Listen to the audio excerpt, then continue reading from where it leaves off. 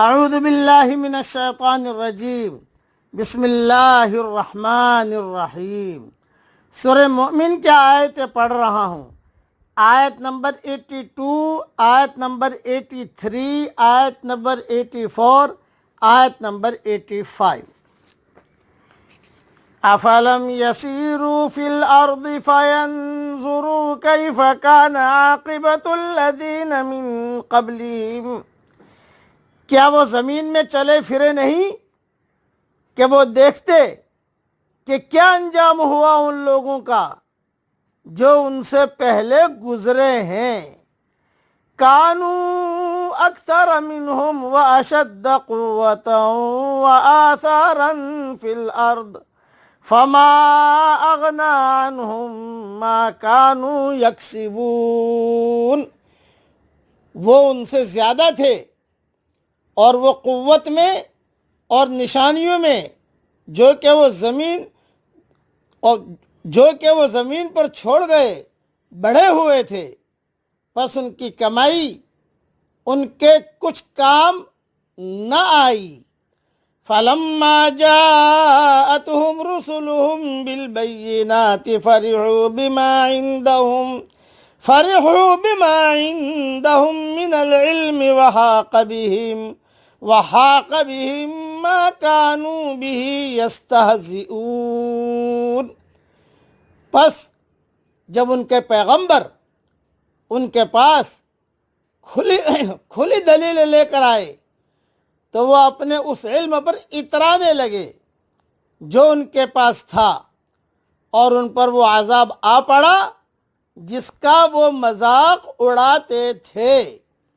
فلما رأوا بأسنا قالوا آمنا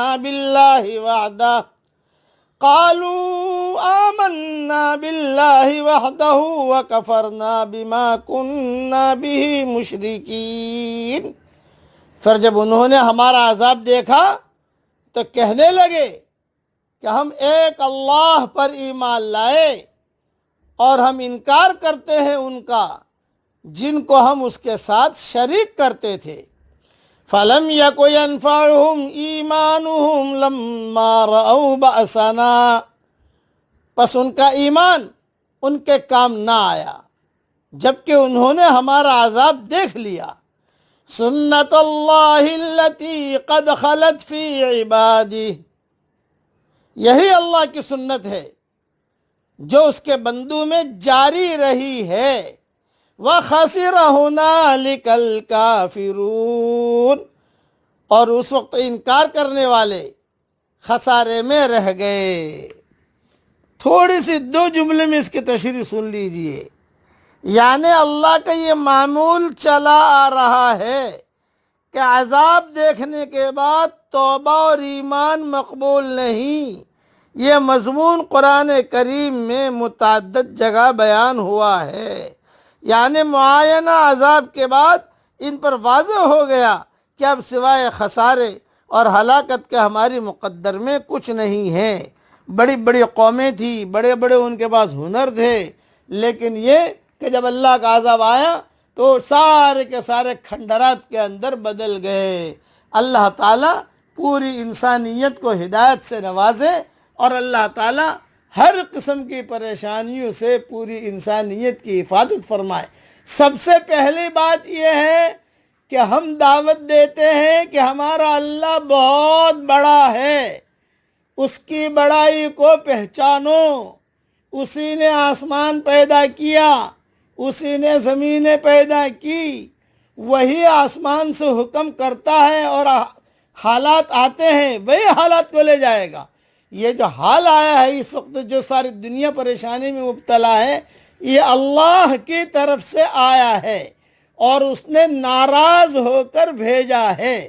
اس لیے ہم سب مل کر اس کو راضی کرنے کی کوشش کریں۔ اور کیا ترتیب ہے راضی کرنے کی؟